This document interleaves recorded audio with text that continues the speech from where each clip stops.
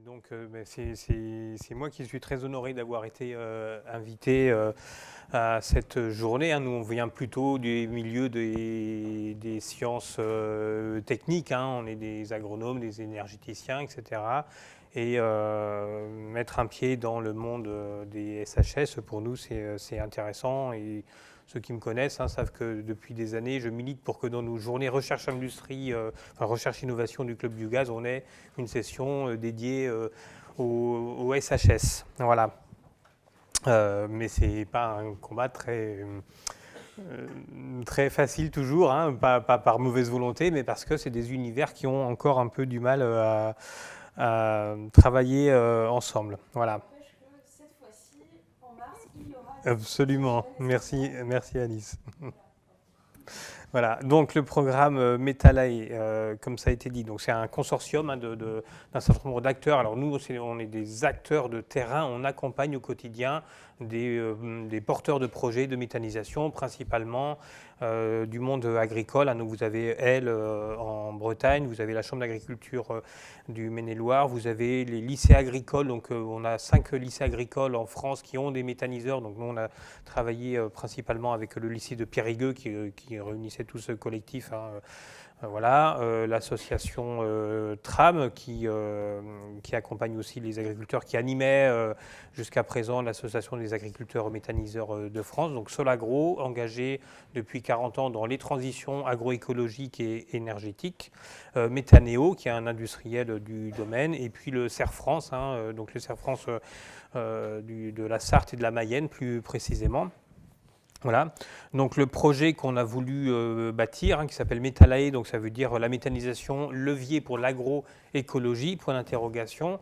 Donc c'est un projet qui s'intéresse non pas à la méthanisation en tant qu'objet, mais aux conséquences, aux impacts de la méthanisation sur les exploitations agricoles.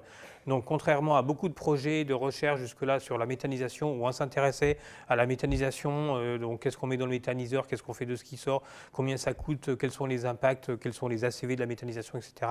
Nous, ce n'est pas du tout ça qui nous a intéressés dans ce programme, c'est vraiment dans quelle mesure est-ce que la méthanisation génère des impacts sur les exploitations agricoles, donc des impacts en termes agronomiques, en termes sociaux et économiques et en termes environnementaux.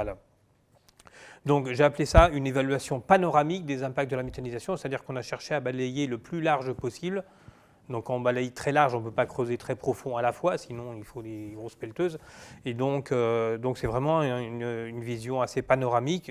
Même avec cette vision panoramique, il y a encore plein de sujets qui nous ont échappé parce que c'est aussi des investigations, des enquêtes terrain qui sont très lourdes. Donc là, on parlait de 2 heures d'entretien. Nous, c'est une journée, 3 années de suite.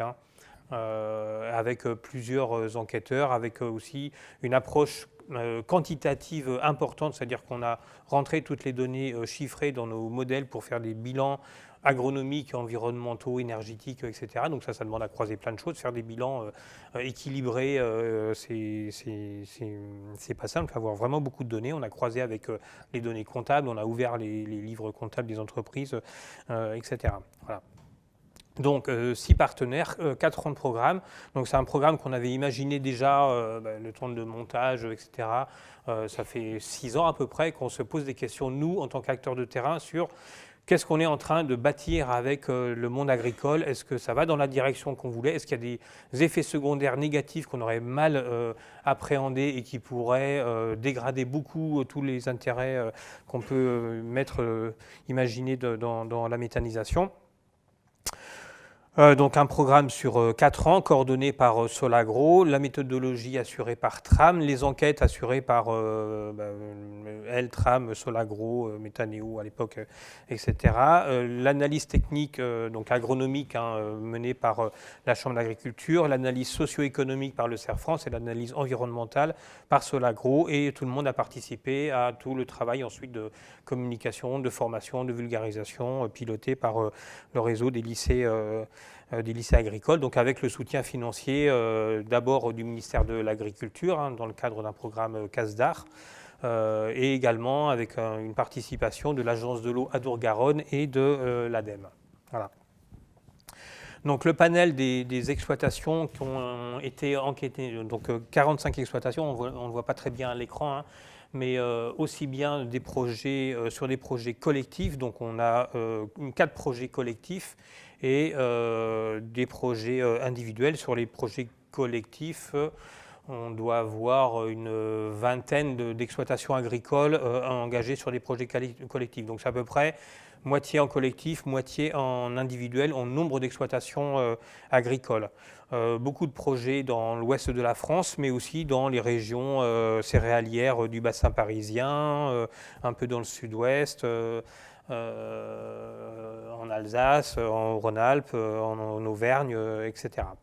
Avec un bon nombre, enfin une majorité encore d'élevage bovin, donc bovin-lait, bovin-viande, élevage de porc, en grande culture également, et puis des ateliers mixtes et quelques cas en caprin, en vin, volaille, etc.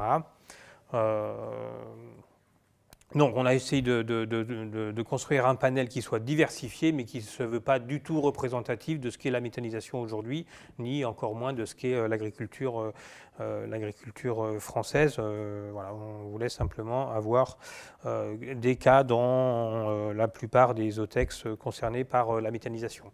Donc le champ d'investigation, comme je vous ai dit, est très large, hein, c'est-à-dire que on a cherché à regarder beaucoup d'impacts et donc à partir d'enquêtes qui sont réalisées chez les agriculteurs, donc 3 années, donc une année de référence avant méthanisation, donc qui n'est pas toujours la même pour les exploitations agricoles, hein. Il y en a qui remontent à 2002, 2003, donc il faut retourner chercher les données d'enquête d'avant.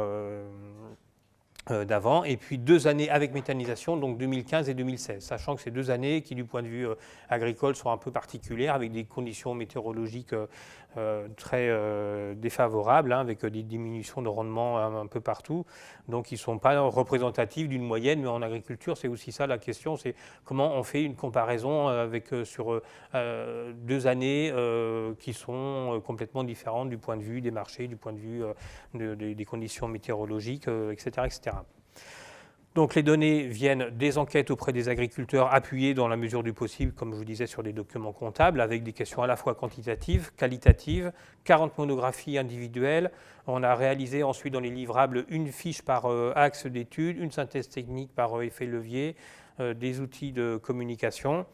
Et donc les impacts agronomiques, c'est l'évolution de la SAU, du cheptel, quel assolement, quelle nouvelle rotation, quel impact sur la matière organique du sol, toute la question de la fertilisation et notamment azotée. En termes d'impacts environnementaux, c'est les questions de l'énergie et des émissions de gaz à effet de serre.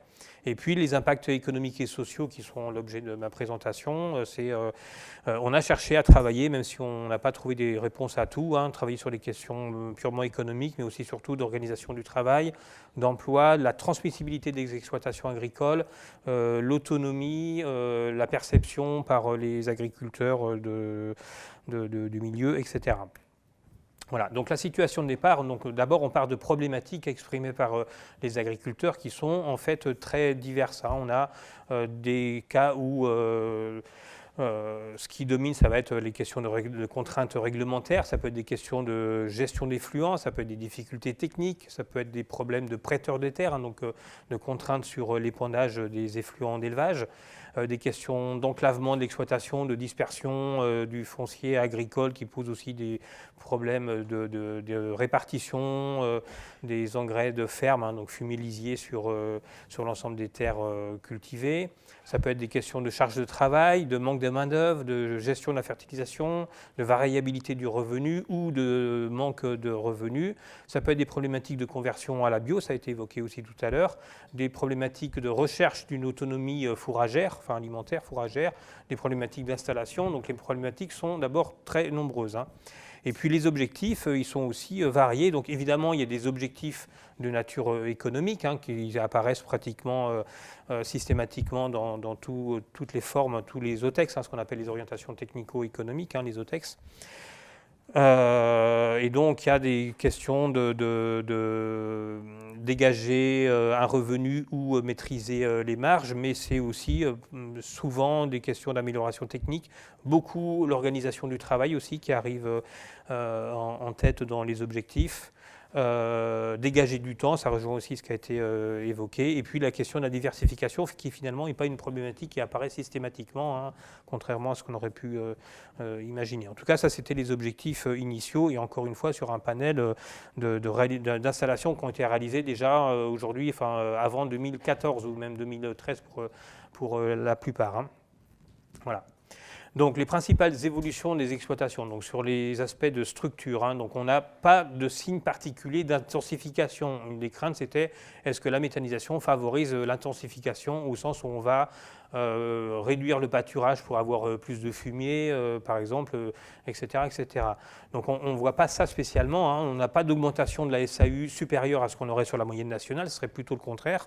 Donc il y aurait plutôt éventuellement à creuser sur est-ce que la méthanisation permet justement d'éviter l'augmentation des surfaces, des exploitations agricoles. Est-ce que c'est une façon de dégager du revenu sans augmenter les surfaces des cheptels, etc. Donc pas d'augmentation non plus des cheptels et pas de baisse de temps du pâturage des animaux. Avec la mise en service de la méthanisation, on a eu un cas où l'éleveur est passé en zéro pâturage, mais ça c'était déjà un choix qu'il avait fait avant la méthanisation, donc il a juste mis en adéquation les projets, mais ce n'est pas la méthanisation qui l'a incité à passer en zéro pâturage. On n'a jamais vu de réduction du temps de pâturage suite à l'installation du méthaniseur. Sur l'assolement, on a aussi des surfaces fourragères qui sont stables.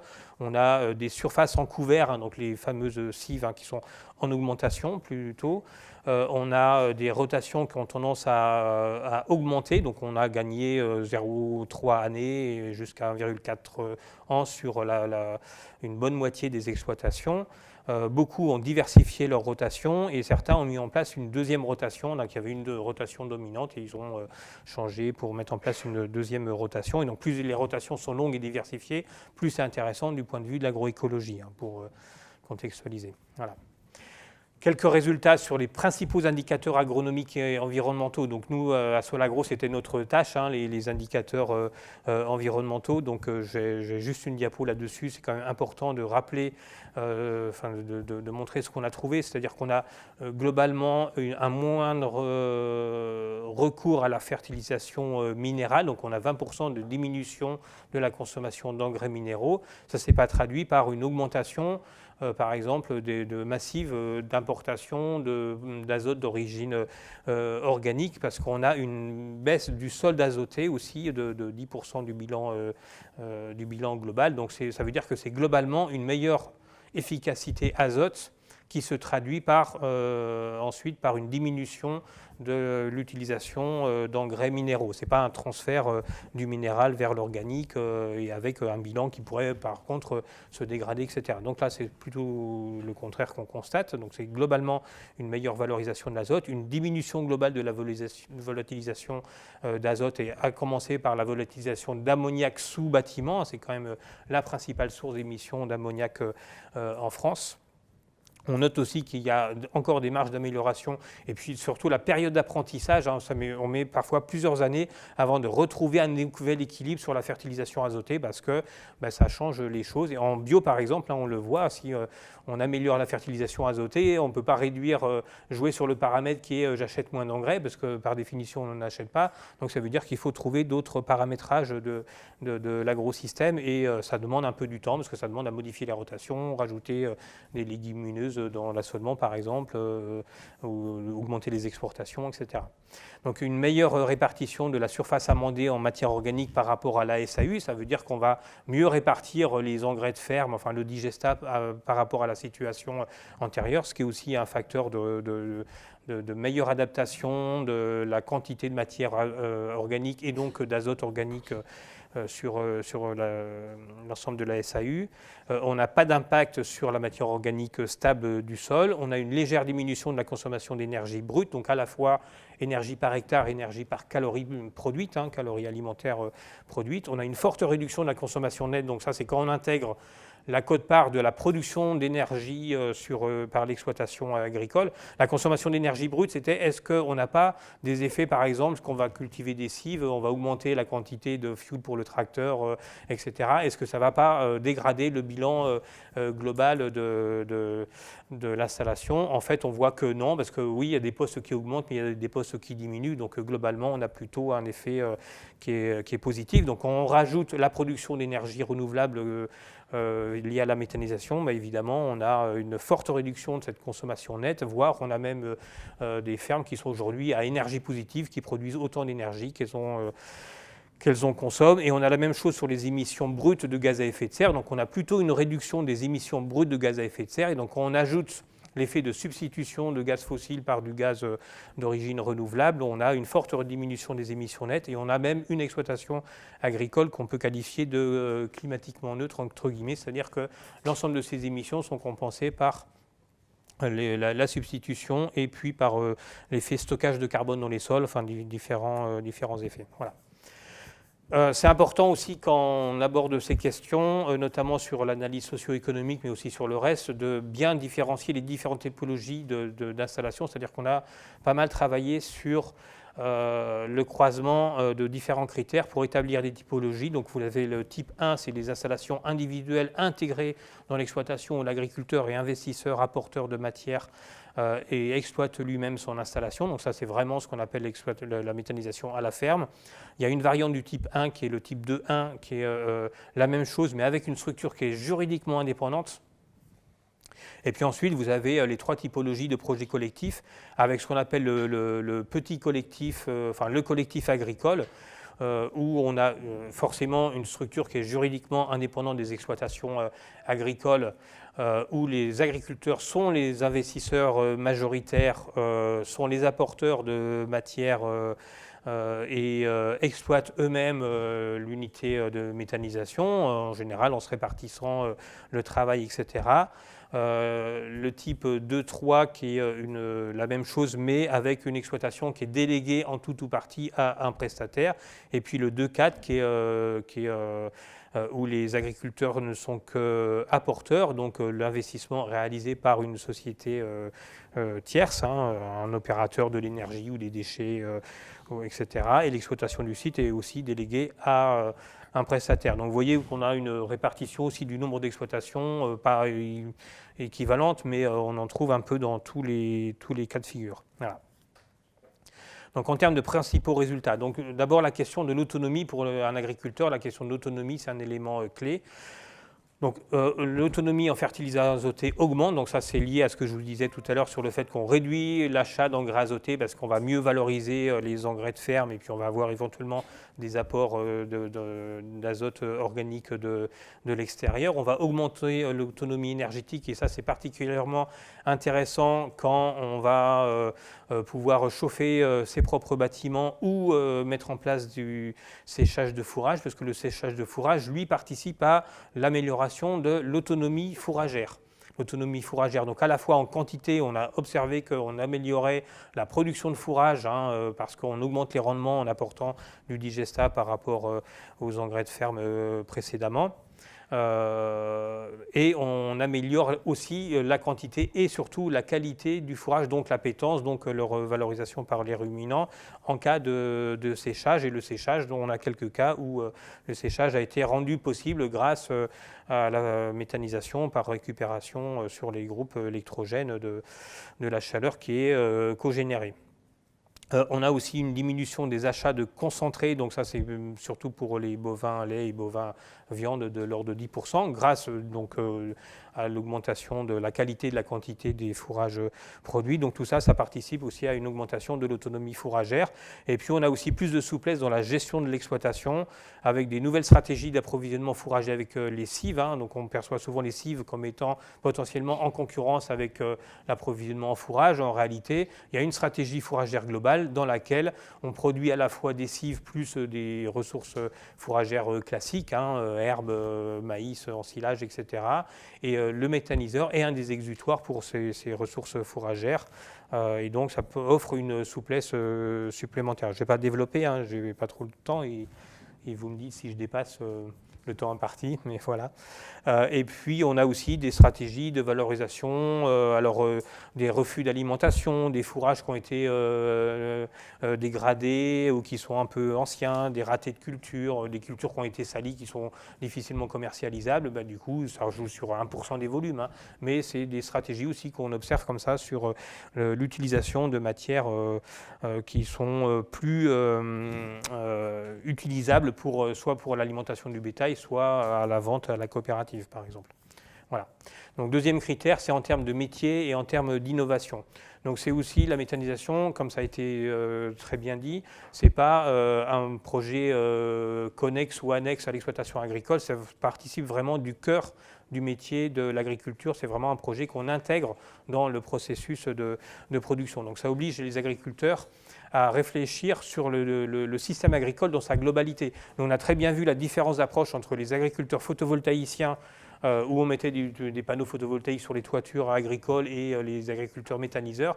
Évidemment, ça a à peu près rien à voir en termes d'attitude par rapport à ce que ça engage comme modification potentielle de l'agrosystème. Donc c'est vraiment, ça oblige à repenser vraiment le fonctionnement de l'agrosystème dans sa globalité. Ça peut renforcer des liens entre les différents ateliers de l'exploitation. On a vu ça sur des GAEC où on a l'éleveur de porc, le producteur de maïs et puis la serre horticole à côté. Donc on a des liens, même si c'est un GAEC entre trois frères, hein, en l'occurrence, eh bien, on voit qu'il y a des liens qui se renforcent et qui se renforcent mutuellement. Voilà.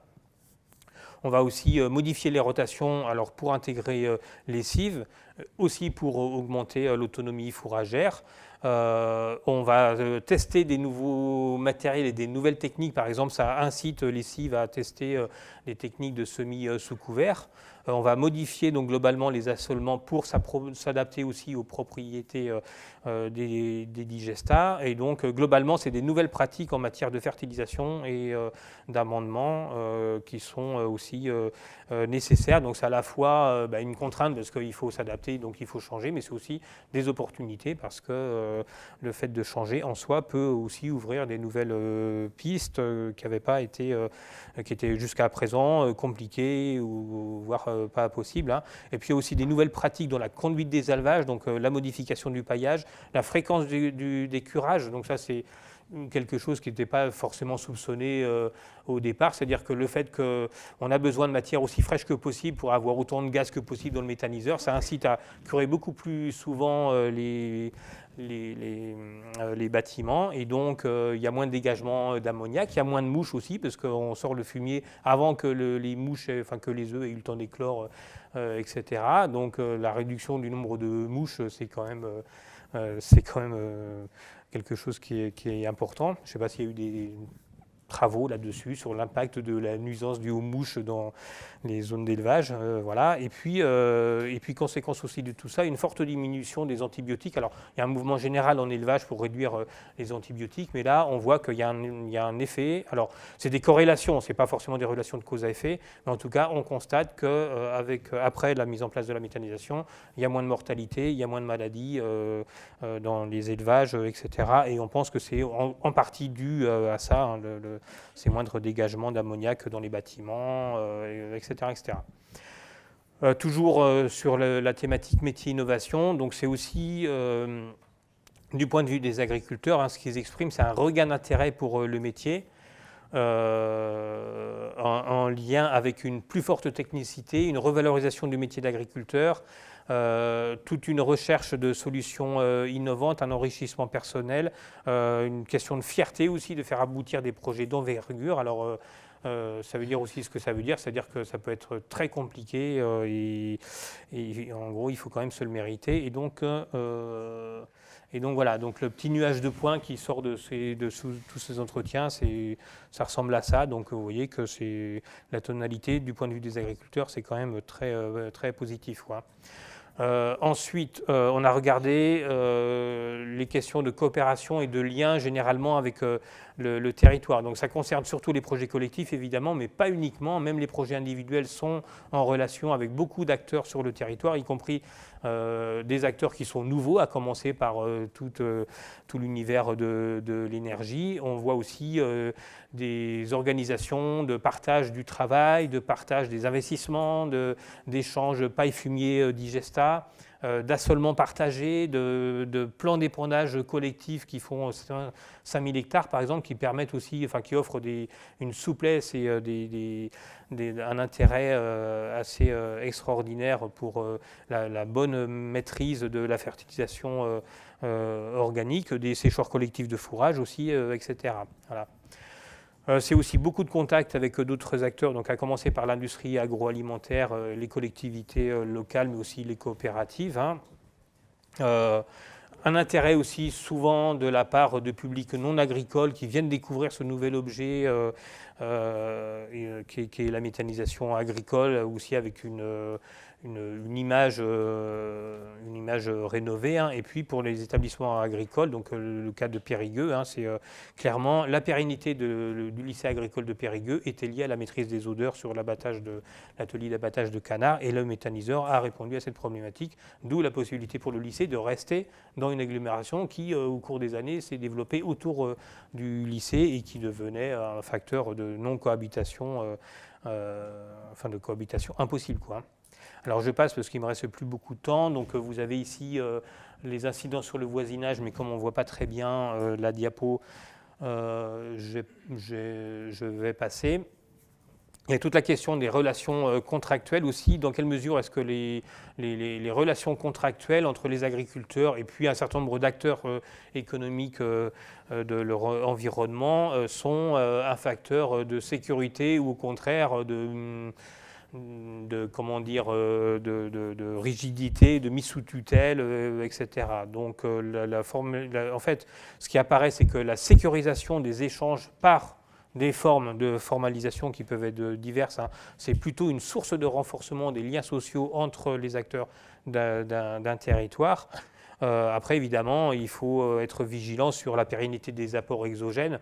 Mais ça, aujourd'hui, nous, sur le terrain, ce qu'on constate, c'est que l'apport de déchets d'agroalimentaire sur lesquels on misait beaucoup il y a quelques années, enfin, sur certains projets, c'est en chute libre à cause de la concurrence. Et puis, il y a aussi un certain nombre de contraintes techniques, réglementaires, etc., qu'il faut aussi bien intégrer. Question de la transmission des exploitations agricoles, ça c'est un point clé. Donc on voulait savoir si les agriculteurs ont, dès le départ, imaginé comment ils allaient transmettre un méthaniseur à leur repreneur, successeur enfant ou pas. Et donc, ce qu'on trouve, c'est que la méthanisation, ça peut au contraire donner des perspectives aux enfants d'agriculteurs qui se posent la question sur est-ce que je reprends ou pas la ferme. Sachant qu'aujourd'hui, alors tous les chiffres qui sortent sur le taux de reprise par les enfants d'agriculteurs sont en chute libre, quoi. Je ne sais pas, je crois qu'il y a encore une étude qui est sortie il n'y a pas très longtemps. Enfin, donc ça, c'est quand même problématique. Que la méthanisation favorise le maintien des activités d'élevage pour plein de raisons, je ne vais pas développer, et puis facilite aussi le respect des réglementations environnementales. Donc ça, c'est plutôt un impact positif sur la transmission des exploitations agricoles. Par contre, notamment pour les types 1 et 2.1, donc les installations individuelles, donc soit intégrées à l'exploitation agricole, soit une société dédiée, ça se pose quand même la question. Et pour les installations plutôt collectives, il faut que, pour les installations individuelles, par contre, il faut réfléchir dès le départ sur le fait qu'on puisse dissocier le méthaniseur de l'exploitation agricole à terme si le successeur ne peut pas reprendre l'intégralité de l'exploitation. Voilà. Pareil, je pense que j'ai passé le graphique parce qu'on n'a pas trop de temps. Alors, tout un travail aussi sur la gestion. 1 minute, OK. Je ne devrais pas dépasser de plus de 10, c'est bon. Donc, c'est un travail sur la gestion de la main-d'œuvre. Comme ça a été également souligné, c'est un enjeu important, le temps de manœuvre. Alors, donc, il y a de la main-d'œuvre sur l'exploitation, sur le méthaniseur, pardon, mais il y a aussi toute la main-d'œuvre sur la gestion des engrais de ferme. Donc, le temps de transport et d'épandage du fumier, aujourd'hui, c'est une charge qui peut être extrêmement importante, surtout si on veut réduire la part des engrais azotés. Du coup, c'est un transfert vers de l'épandage de matières pondéreuses comme les engrais de ferme, fumier, lisier, etc. Donc, on a un gain de temps pour la gestion des effluents. Alors ça, c'est surtout significatif pour les projets qui ont délégué au moins en partie, enfin au moins la partie gestion, épandage, transport, stockage du digestat. Donc ça peut être un gain de temps qui est extrêmement appréciable. Ça peut être aussi, sur un autre registre, la création ou la consolidation d'emplois salariés sur l'exploitation agricole. Soit on va recruter quelqu'un pour piloter le méthaniseur, soit on recrute une personne pour conduire l'exploitation agricole en routine, et l'exploitant agricole se réserve lui-même le soin de piloter le méthaniseur. C'est ce qu'on voit quand même aussi plus souvent. Souvent, on a sous-estimé le temps nécessaire à l'unité de méthanisation, ça a été dit aussi. Et alors ça, c'est surtout sur les projets individuels. Sur les projets collectifs, la question, c'est comment est-ce qu'on mesure la répartition du temps passé entre les différents associés. Donc on a des exploitations où le temps passé varie entre une dizaine d'heures dans l'année pour certains sociétaires à 1700 heures pour celui qui pilote le projet. Donc c'est devenu à peu près son métier principal. Bon, ça c'est possible, hein, simplement il faut que les choses soient claires, parce que s'ils ont l'impression qu'ils vont faire tous le même boulot, qu'à la fin il y en a un qui fait 20 fois plus que les autres, ça ne va pas forcément aller. Donc en fait, en fonction de la typologie des projets, hein, donc le 1 et le 2.1, c'est individuel, donc soit intégré à l'exploitation, soit société tierce, et les 2.2, 2.3, 2.4, c'est les projets collectifs avec un degré plus ou moins important de délégation à une société tierce, hein, soit au niveau de l'investissement, soit au niveau de l'exploitation. Donc évidemment, les impacts, alors ils sont plus ou moins importants et plus ou moins positifs ou potentiellement négatifs.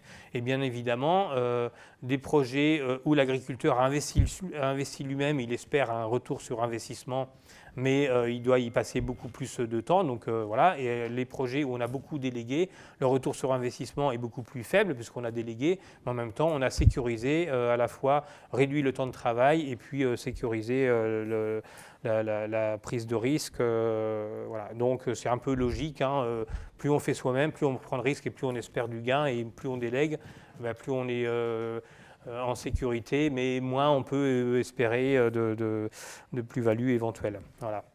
Donc si c'était à refaire aussi, c'est un bon indicateur, hein. Donc il y a 2 agriculteurs qui nous ont dit qu'ils referaient pas nécessairement, enfin un qui ne se relancerait pas et un autre qui sait pas trop. Voilà.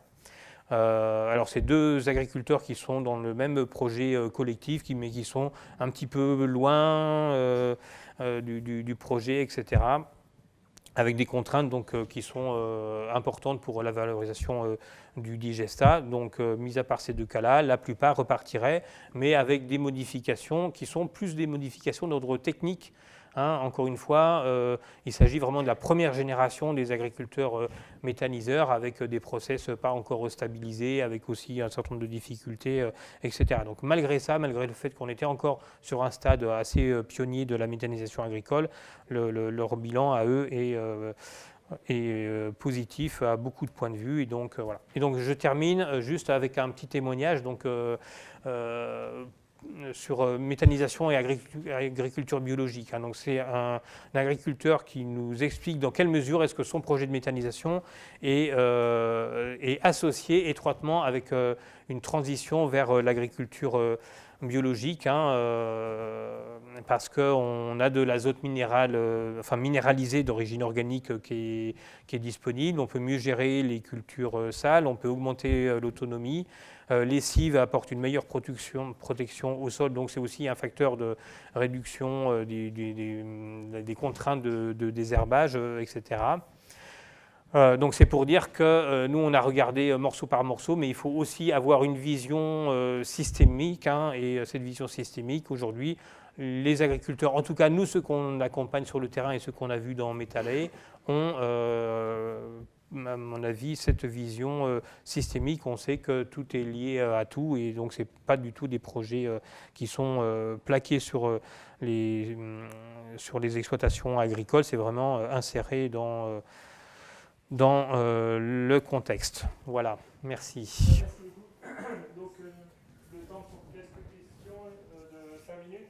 Puis après, on propose quand même de faire une petite pause dans la matinée, parce qu'on est à l'heure, on peut se permettre d'être en retard.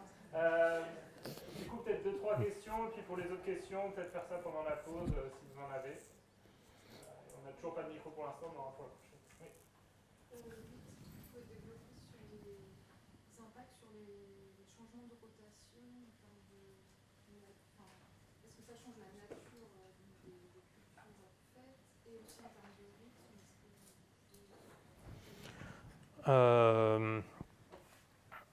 Alors, développez pas trop, mais alors dans les rotations, c'est-à-dire que, alors j'ai pas d'exemple comme ça qui me vient à l'esprit, mais ça va être insérer une culture supplémentaire dans une rotation, parce qu'on va chercher, je sais pas moi, à augmenter une production fourragère, donc on va rajouter une prairie semée, alors sur 2-3 ans par exemple dans une rotation, donc allonger la rotation et puis diversifier, parce que je sais pas moi, on passe par exemple sur une production de légumineuses pour l'alimentation humaine, donc on va rajouter ça dans une nouvelle rotation, mais ça va aussi modifier plein de choses. Enfin, on a des substitutions de culture, c'est en fonction alors, il y a à la fois les contraintes d'utilisation du digestat, parce que le digestat, on ne peut pas l'épandre tout le temps, toute l'année, hein, c'est un peu la différence avec les engrais, et des questions de portance du sol, des questions de hauteur de la végétation, etc. Il y a des questions d'insertion des cultures intermédiaires, donc derrière un maïs en silage, c'est difficile de placer une culture intermédiaire, donc on va avoir, par exemple, réduire la part du maïs au profit de cultures de céréales qui se feraient plus facilement à la plantation d'une cive en suivant. Voilà, c'est des choses comme ça.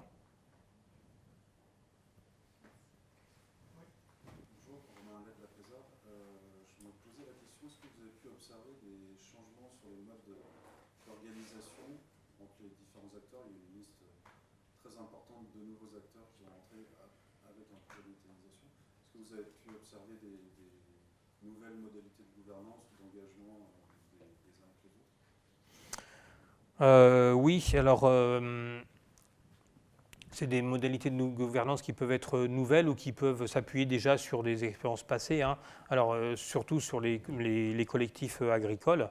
Donc sur les collectifs agricoles, par définition, il faut une gouvernance où... alors les projets collectifs qui fonctionnent bien, donc on a dit, hein, c'est pas qu'une question technico-économique, c'est aussi une capacité d'un groupe leader à porter un projet collectif. Donc groupe leader sur un projet collectif où ils sont 12, s'il y a 12 chefs, ça fonctionne moyennement. S'il n'y en a qu'un, ça peut fonctionner aussi moyennement. Donc du coup, c'est lui qui va passer 1700 heures par an à faire fonctionner son projet. Et donc, il faut trouver le bon compromis entre un groupe décisionnaire, la répartition du travail, le fait d'avoir plusieurs cercles, par exemple, d'associés. Souvent, alors surtout sur les projets, donc alors c'est pas dans Metalae, mais c'est des projets où il y a une centaine d'exploitations agricoles qui sont associées. Donc là, évidemment, à 100, ils ne font pas des assemblées générales régulières à 100. Par contre, ils ont mis en place des groupes de travail thématiques, et donc chaque groupe porte une problématique particulière. Sur les projets collectifs de petite taille, généralement, on va confier, en fonction de l'appétence et des compétences des différents acteurs, on va confier à l'un la question de la fertilisation des cultures, à l'autre la conduite des cives, à l'autre la communication ou le montage financier ou le montage maîtrise technique, etc. Donc il y a une recherche d'un partage des compétences et d'une répartition du travail qui fait aussi appel à des questions de gouvernance. Il y a toute la question, alors là j'ai pas du tout parlé de ça, mais sur le partage de la valeur ajoutée entre les différents acteurs. Donc là, c'est au-delà du cercle des agriculteurs. Hein. C'est comment est-ce qu'on construit et qu'on partage la valeur ajoutée entre tout le monde. Donc nous, ce qu'on dit, c'est que d'abord, il faut construire de la valeur ajoutée. Sinon, il n'y a pas grand-chose à partager. Donc, on construit de la valeur ajoutée. Et ensuite, c'est quoi la bonne clé de répartition entre le constructeur, l'exploitant, l'industriel qui apporte ses déchets, l'énergéticien qui va acheter la chaleur, les agriculteurs, donc agriculteurs qui fournissent des capitaux, qui fournissent des matières, qui fournissent des services d'exploitation, qui récupèrent le digestat. Donc, il y a plein de flux, en fait, d'échanges. Donc on avait même imaginé de mettre en place des espèces de systèmes de monnaie locale pour ne pas passer par des solutions de monétarisation des services échangés. Ça avait été fait un peu sur type hyperméthanisation au départ. Bon, à la fin, on revient quand même à l'euro, parce que quand on intègre tout, ça finit par se traduire en euros. Mais c'est bien cette idée qu'on crée de la valeur et on essaie de la répartir. Et la valeur, elle n'est pas que monétaire, hein, parce qu'elle peut être agronomique, elle peut être sociétale, elle peut être paysagère, elle peut être citoyenne, etc. Et donc c'est toutes ces dimensions qu'il faut intégrer.